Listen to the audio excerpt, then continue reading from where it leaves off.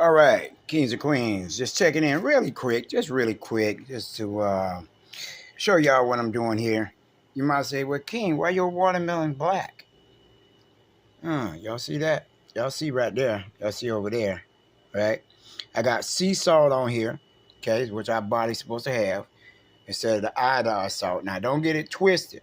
Iodine is still good, though, for certain things and certain amounts, okay? And your body needs iodine, just to let you know. So for everybody bashing regular iodine salt.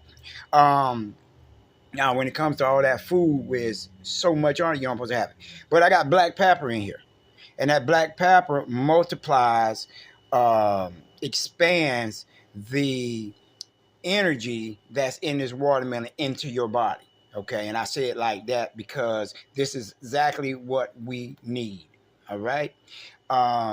So when you put black pepper on this watermelon, what winds up happening is whatever the watermelon and the watermelon rice